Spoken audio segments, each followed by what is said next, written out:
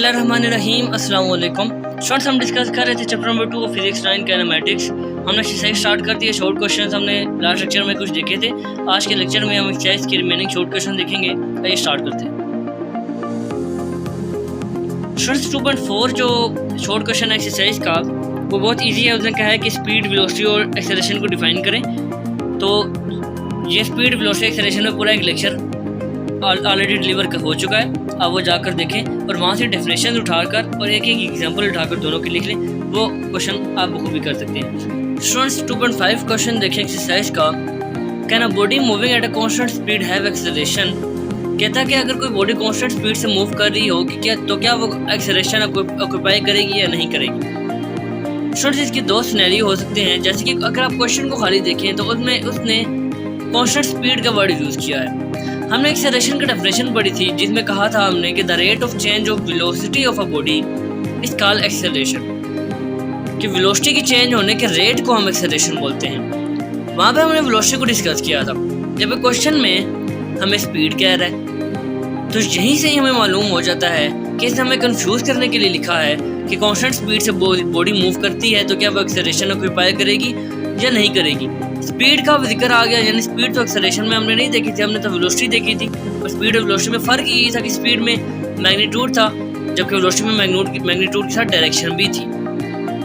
तो यही रीज़न है कि यहीं से हमारा पहला आंसर सिर्फ स्पीड वर्ड को देखते साथ ही मालूम हो जाता है कि एक्सेलरेशन का स्पीड के साथ कोई लिंक नहीं है।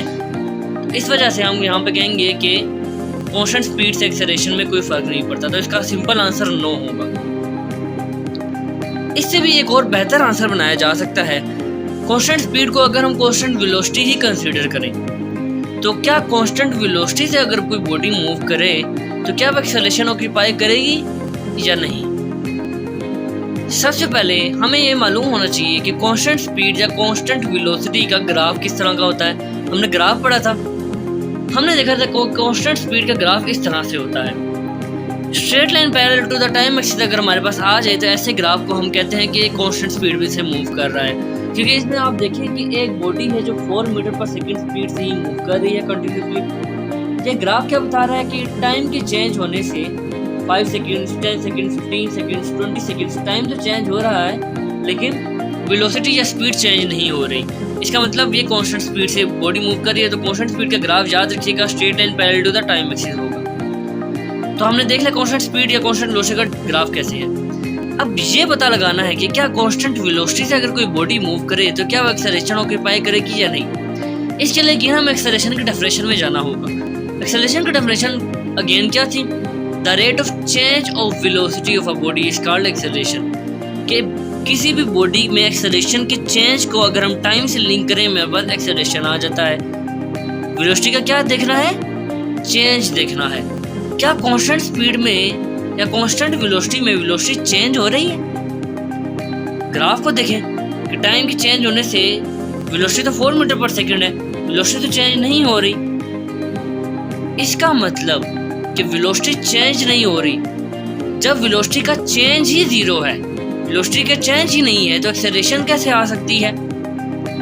यहाँ पर अगर आप देखें, हम फार्मूला से भी देख लेते हैं। एक्सेलरेशन का फार्मूला हमने क्या पढ़ा था? Acceleration is equal to vf minus vi divide by time. vf हमारे पास जहाँ पर क्या है, थ्रू आउट बॉडी 4 मीटर पर सेकंड स्पीड से मूव कर रही है तो 4 ही है। vi भी 4 ही है। 4 माइनस 4 क्या हो गया? 0। 0 divide by something, answer is 0। Acceleration क्या आ गई? 0। जब हमारे पास वेलोसिटी का चेंज ही नहीं है, वेलोसिटी चेंज ही नहीं कर रही तो हमारे पास एक्सेलरेशन भी 0 ही होगा। तो इसका सिंपल आंसर ये है कि जब भी बॉडी कांस्टेंट वेलोसिटी से भी मूव करेगी तो हमारे पास एक्सेलरेशन 0 होगा। दोनों सिनेरियो में यहाँ पर स्पीड का जिक्र है तो भी 0 है, या अगर कांस्टेंट स्पीड की कांस्टेंट वेलोसिटी भी आ जाती तो भी एक्सेलरेशन 0 होती। तो इसका सिंपल आंसर है no, a body moving at a constant speed can not have acceleration. क्यों? रीजन भी आगे है। As acceleration is the rate of change of velocity over time. कि एक्सेलरेशन जो है वो वेलोसिटी का चेंज होता है। So speed of velocity is constant. कि अगर स्पीड ऑफ वेलोसिटी अगर कांस्टेंट है, वेलोसिटी का चेंज नहीं है तो velocity remains unchanged and hence there will be no acceleration.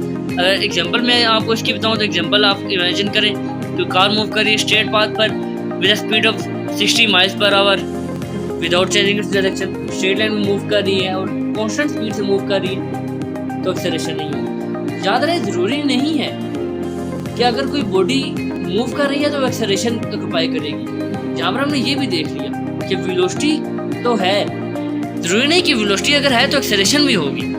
यहाँ पर आपने देखा कि 60 माइल पर आवर से कार मूव कर रही है, वेलोसिटी तो है, डायरेक्शन भी है, लेकिन क्योंकि वेलोसिटी का चेंज नहीं है तो एक्सेलरेशन भी नहीं होगी। बाद वक़्त हम ये कंसिडर करते हैं कि acceleration velocity divide by time होता है, लेकिन ये गलत कॉन्सेप्ट है।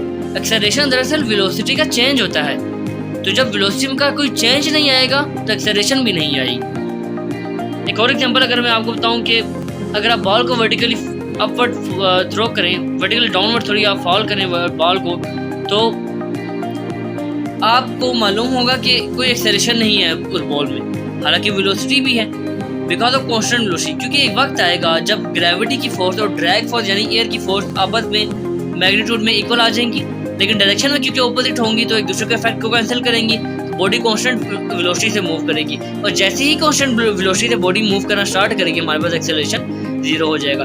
ये एग्जांपल मैंने motion of freely falling body जो टॉपिक हमने डिस्कस किया था उससे उठाई है। अगर आपको मजीद इस बारे में जाना है तो वो लेक्चर जाकर देखिए। नेक्स्ट क्वेश्चन की तरफ मूव करते हैं। How do riders in a Ferris wheel possess translatory motion but not rotatory motion? कि जो राइडर्स होते हैं फेरिस व्हील पर वो ट्रांसलेटरी मोशन, हमने राइडर इन फेरिस व्हील को ट्रांसलेटरी मोशन की एग्जांपल कहा था, तो यहाँ पर यही हमसे पूछा जा रहा है कि राइडर इन फेरिस व्हील को हम ट्रांसलेटरी मोशन क्यों कहते हैं, कि वो ट्रांसलेटरी मोशन में मूव कर रहे हैं, हालांकि वो रोटेटरी में भी मूव कर सकते हैं। बहुत ही इंपॉर्टेंट क्वेश्चन है, ये बोर्ड के हवाले से ज़रूर आपसे पूछा जा सकता है। सबसे पहले पता होना चाहिए फेरिस व्हील होता किस तरह का। अगर आप पार्क में गए हों और आपने इस झूले में अगर बैठ के अपने आप को एंजॉय किया हो तो आपको मालूम होगा इसे हम फेरिस व्हील कहते हैं साइंस की लैंग्वेज में। रोलर कोस्टर इसे बोला जाता है। वैसे आमतौर पर जब आप जाएंगे तो अगर आप पार्क में अगर आपने गए हो तो आपने देखा होगा रोलर कोस्टर इसे बोलते हैं, लेकिन यहाँ पर साइंस की लैंग्वेज में हम इसे फेरिस व्हील कह रहे हैं। अब रोटेटरी मोशन क्यों कह रहे हैं? रोटेटरी मोशन हमने बोला तो हमने देखा था कि अगर कोई बॉडी अपने एक्सिस के अक्रॉस स्पिन हो तो वो रोटेटरी मोशन होगा। यहाँ पर आप देख रहे हैं कि ये फेरिस व्हील रोटेट हो रहा है और इसका एक्सिस यानी इसका जो मिड पॉइंट है, जो सारे झूले जहाँ पर आके मिल रहे हैं, मिड पॉइंट ये इसका एक्सिस है।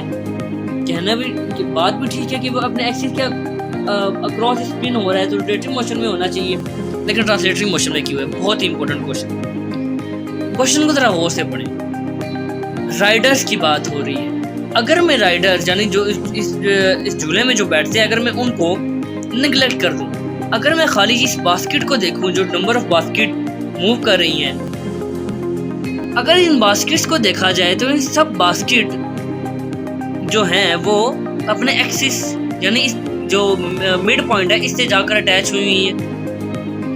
यानी अगर बास्केट की बात की जाए, इस पूरे झूले की बात की जाए, फेरिस व्हील की बात की जाए, तो हमें मालूम होता है कि ये फेरिस व्हील रोटेटरी मोशन में मूव कर रहा है क्योंकि ये अपने एक्सिस के अक्रॉस मूव कर रहा है। क्लियर होगी बात? ट्रांसलेटरी मोशन क्या थी? अगर कोई बॉडी सर्कुलर पाथ में या स्ट्रेट पाथ में मूव करती है विदाउट एनी रोटेशन तो वो ट्रांसलेटरी होगी। अगेन फेरिस व्हील पर आ जाए। फेरिस व्हील आप देख रहे हैं कि कैसे सर्कुलर पाथ में मूव कर रहा है। अगर ये सर्कुलर पाथ से स्ट्रेट पाथ पर मूव करना स्टार्ट कर दे तो ट्रांसलेटरी मोशन में नहीं होगा। देखिए ये कंटिन्यूसली सर्कुलर पाथ में मूव कर रहा है और अपनी मोशन को चेंज नहीं कर रहा, तो ट्रांसलेटरी मोशन भी मूव कर रहा है। यानी अगर खाली फेरिस व्हील की बात की जाए, इसमें जो झूले लगे हैं उनकी बात की जाए, तो हमें मालूम होता है कि ये फेरिस व्हील ट्रांसलेटरी मोशन भी ऑक्यूपाई कर रहा है और रोटेटरी मोशन भी ऑक्यूपाई कर रहा है। अब आ जाते हैं राइडर्स पे। राइडर से मुराद एक सिंपल पर्सन है। इमेजिन करें कोई भी पर्सन है, उस पर्सन का एक्सिस क्या होगा? जी, उस पर्सन का एक्सिस उसका सेंटर ऑफ ग्रेविटी होगा, उसकी अपनी बॉडी में होगा उसका एक्सिस। जाहिर है अगर आप लट्टू की बात करें तो उसका एक्सिस अपनी बॉडी पे होता है। अगर आप सीलिंग फैन की बात करें तो उसका एक्सिस भी अपनी बॉडी में होता है। इस तरह अगर ह्यूमन बीइंग की बात करें तो ह्यूमन बीइंग का एक्सिस भी उसकी बॉडी में ही होता है। तो यहाँ पर यही बात कंफ्यूज करने के लिए कही गई है। अगर कोई पर्सन इस रोलर कोस्टर पे बैठता है तो वो फील करेगा क्या ट्रांसलेटरी मोशन या रोटेटरी मोशन, क्योंकि उसका अपना एक्सिस उसकी बॉडी में है। वो अपनी बॉडी के अक्रॉस स्पिन नहीं कर रहा, वो तो उस रोलर कोस्टर पर बैठा हुआ है और सिर्फ वो सर्कुलर पाथ में मूव कर रहा है। अगर वो राइडर की बात कर रहे हैं, अगर राइडर रोटेटरी मोशन में होता तो इस तरह है कि अगर कोई पर्सन गोल मोल चक्कर काटने शुरू कर दे तो हम कहेंगे वो सर्कुलर, वो रोटेटरी मोशन में है क्योंकि वो अपने एक्सिस के अक्रॉस मूव कर रहे हैं। लेकिन यहाँ पर पर्सन रेस्ट पर बैठा हुआ है, वो मूव नहीं कर रहा, सिर्फ ये रोलर कोस्टर है जो उसे मूव करवा रहा है और ये सर्कुलर पाथ में से कंटिन्यूसली मूव करवा रहा है। तो हम यहाँ से कह सकते हैं कि फेरस व्हील तो ferrous wheel itself translatory motion में भी है और रोटेटरी मोशन में भी है, लेकिन राइडर जो है वो सिर्फ ट्रांसलेटरी मोशन में मूव कर रहे हैं क्योंकि वो सर्कुलर पाथ में विदाउट एनी रोटेशन मूव कर रहे हैं। रोटेटरी मोशन में वो तब मूव करते हैं जब वो अपनी बॉडी में मौजूद एक्सिस के अक्रॉस अपने आप को घुमाते, लेकिन वो तो रेस्ट पर बैठे हुए हैं और वो सिर्फ सर्कुलर पाथ मूव कर रहे हैं, तो वो सर्कुलर मोशन या रोटेटरी मोशन में नहीं है, वो सिर्फ ट्रांसलेटरी मोशन में है। और यही इस क्वेश्चन का आंसर भी है कि the riders themselves in Ferris wheel possess only translatory motion but not rotatory motion. क्यों भला? Because they are in circular motion और सर्कुलर मोशन फेरस व्हील उन्हें दे रहा है। As they are not spinning themselves about their axis, जैसे मैंने आपको बताया क्योंकि वो रेस्ट पर बैठे हैं, वो अपने आप को अपने एक्सिस के अक्रॉस स्पिन नहीं कर रहे, वो तो रेस्ट पर बैठे हैं। They are only moving in circular motion without any rotation. तो जब कोई body circular motion without any rotation move कर रही हो तो वो ट्रांसलेटरी मोशन पोजेस करेगी। ये इसका सिंपल सा आंसर था। आइए मूव करते हैं नेक्स्ट क्वेश्चन की तरफ। नेक्स्ट क्वेश्चन देखिए, sketch a distance time graph for a body starting from rest. How will you determine the speed of a body for this graph. सबसे पहले मैं इस क्वेश्चन के दो पार्ट है कि आप एक डिस्टेंस टाइम ग्राफ स्केच करें ऐसी बॉडी के लिए जो रेस्ट से स्टार्ट होती है, और आप उसके बाद ये बताएं कि आप उस ग्राफ से कैसे स्पीड निकाल सकते हैं। ये सेकंड पार्ट है कि कैसे स्पीड निकाल सकते हैं। तो कैसे स्पीड निकाल सकते हैं इसका आंसर मैं पहले दूंगा। उसका आंसर है the speed of body from the graph is determined by slope of, यानी ग्राफ की जो लाइन की जो स्लोप होगी उससे हम स्पीड निकाल सकते हैं। कैसे? हम दो ग्राफ ले लेते हैं, कोई भी ग्राफ ले लेते हैं, एक कांस्टेंट स्पीड का और एक वेरिएबल स्पीड का। कांस्टेंट स्पीड का जो ग्राफ है वो भी रेस्ट से स्टार्ट हो रहा है, हमने देखा था। वेरिएबल स्पीड का ग्राफ भी रेस्ट से स्टार्ट हो रहा है। मैं आपको दोनों ग्राफ दिखाऊंगा और दोनों ग्राफ से स्पीड कैसे निकालते हैं ये भी बताऊंगा। तो पहला ग्राफ देखिए, कांस्टेंट स्पीड का ग्राफ है। मैं इसे कांस्टेंट स्पीड क्यों बोल रहा हूँ क्योंकि आप देखिए पहले 5 सेकंड में 0 से 5 सेकंड में मेरे पास जो डिस्टेंस कवर्ड हो रहा है वो 0 से 10 मीटर हो रहा है। 10 मीटर का डिस्टेंस ट्रैवल कर रहा है। 5 सेकंड से 10 सेकंड तक मूव किया, चेंज कितना आ रहा है टाइम में? 5 सेकंड आ रहा है। 5 से 10 सेकंड में मेरे पास डिस्टेंस 10 से 20 हो गया, अगेन 10 ऊपर हो गया डिस्टेंस, यानी 10 मीटर मजीद ट्रैवल किया 5 सेकंड में। तो इक्वली टाइम इंटरवल में इक्वली चेंज इन डिस्टेंस आ रहा है। तो जब ऐसा सिनेरियो हम कहेंगे बॉडी कांस्टेंट स्पीड से मूव कर रही है। अब कांस्टेंट स्पीड से मूव कर रही है, इसका हम जल्दी से देख लेते हैं। तो हमें कहा गया है कि आप स्पीड निकालें। अब उसने ये कहा कि how will you determine the speed of a body. हमने यहाँ पर बता दिया कि हम कैसे निकालेंगे। तो मैं आपके लिए दो एग्जांपल भी सॉल्व कर रहा हूँ, आपको आना भी चाहिए कि ग्राफ से स्पीड कैसे निकालते हैं। वैसे इसको क्वेश्चन का जो आंसर है वो यहीं तक ही है कि the speed of a body from the graph is determined by the slope of line. और कोई भी एक ग्राफ में दूसरा ग्राफ है, आपको बताऊँगा, आप ये ग्राफ बना लें, दूसरा बना लें, जो मर्जी, लेकिन आप ग्राफ के साथ अगर उसकी स्पीड भी निकाल कर दे देते हैं तो एग्जामिनर में बहुत अच्छा इम्पैक्ट जाएगा। बहरहाल वही equal to S by T हम जानते हैं, फार्मूला फेमस फार्मूला है। एस हमने देखना है। अब एस जो है डिस्टेंस है जो वाई एक्सिस पर है, और हम कोई भी पॉइंट ले लेते हैं, यहाँ पर नंबर ऑफ पॉइंट्स मेंशन है, हम कोई भी पॉइंट ले लेते हैं कि हमने ई से एफ तक का डिस्टेंस देखना है, यानी 10 मीटर से 30 मीटर तक का डिस्टेंस देखना। तो अगर डिस्टेंस देखें ई से एफ तक 10 मीटर से 30 मीटर तक का हम डिस्टेंस ले रहे हैं, और टाइम 30 और 10 के बिल्कुल कोरिस्पॉन्डिंग टाइम लेंगे। 30 पे अगर आप टाइम देखें तो 15 सेकंड आ रहा है, और 10 पे टाइम देखें तो 5 सेकंड आ रहा है। तो फाइनल माइनस इनिशियल ही हमेशा होता है। तो डिस्टेंस 30 माइनस 10 हो जाएगा, यानी greater value minus smaller value 30 minus 10। इसी तरह 30 माइनस 10 डिवाइड बाई 30 भी जो टाइम है वो पहले लिखेंगे 15 minus 5। 30 minus 10 is 20, 15 minus 5 is 10, 20 divide by 10 हमारे पास स्पीड आ गई 2 मीटर पर सेकंड। अगर आप इससे भी कोई और पॉइंट ले लें, अगर आप 40 डिस्टेंस ले लें और 20 डिस्टेंस ले लें और इन पर टाइम देख लें, अगर आप दोबारा फॉर्मूला इंपुट करेंगे हमारे पास स्पीड 2 मीटर पर सेकंड ही आएगी। यानी हर पॉइंट पर हमारे पास स्पीड 2 मीटर पर सेकंड ही आ रही है, जो इस बात की निशानदेही है कि ये हमारे पास कांस्टेंट स्पीड का ग्राफ है। एक और ग्राफ मैं आपको बताता हूँ, वो कांस्टेंट स्पीड का नहीं बल्कि वेरिएबल स्पीड का ग्राफ है। इसका जो है हमारे पास स्पीड निकालना थोड़ा बहुत मुश्किल हो जाता है, क्योंकि हमें टेंजेंट लाइन ड्रॉ करनी पड़ती है। अब टेंजेंट लाइन क्या होती है? क्योंकि वेरिएबल स्पीड का ग्राफ है तो कर्व तो बनेगी। जैसे आप देख रहे हैं पॉइंट पी पर कर्व बन रही है।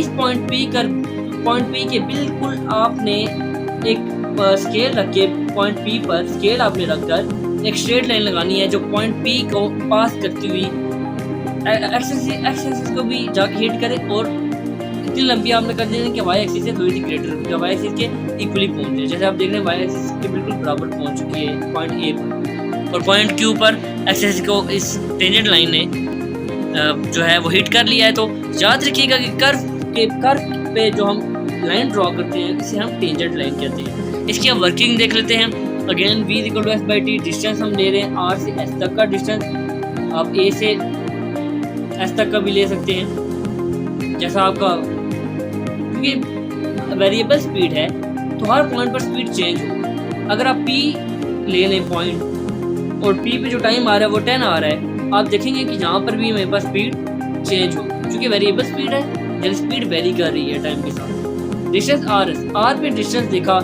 30 आया, और s पे डिस्टेंस देखा 0 आया, क्योंकि s वो पॉइंट है जो x एक्सिस पर है। इसी तरह r पर टाइम पर देखेंगे, r पर टाइम मेरे पास 15 आया, और s पर टाइम मेरे पास क्या है, सॉरी टाइम पर हम देख रहे हैं QS पे, Q पे मेरे पास टाइम क्या आया 5 आया, और मेरे पास s पे टाइम क्या आया 15 आया। लेकिन मैंने आपको क्या बताया, हमेशा ग्रेटर माइनस स्मॉलर होता है, तो 15 को पहले रखेंगे, 5 को बाद में रखेंगे। 30 minus 0 is 30, 15 minus 5 is 10, 30 divided by 10, 3 metre पर सेकंड मेरे पास स्पीड आ गई। अगर आप कोई और पॉइंट ले लें, आप P पॉइंट ले लें, और जो 10 पे जो है उसको आप कोई और नाम दे दें, P से 10 तक का डिस्टेंस आप देखें, और इसी तरह आप Q से P तक का टाइम देखें, आप देखेंगे अगेन चेंज होगा, क्योंकि वेरिएबल स्पीड का ग्राफ है तो स्पीड वेरी कर रही है, तो हमारे पास स्पीड चेंज होती रहेगी। तो ये दो ग्राफ है। मैं आपको रिकमेंड करूंगा कि आप इसके आंसर के साथ ये कांस्टेंट स्पीड के ग्राफ इसकी वर्किंग भी कर लें, ताकि एग्जामिनर को मालूम भी हो कि आप स्पीड निकालना जानते हैं। बहुत अच्छा इंपैक्ट पड़ेगा, आपके मार्क्स भी अच्छा आ सकते हैं। लेक्चर थोड़ा सा लेंथी हो गया, आपसे मुलाकात होती है इंशाल्लाह नेक्स्ट लेक्चर में। तब तक के लिए अल्लाह हाफ़िज़।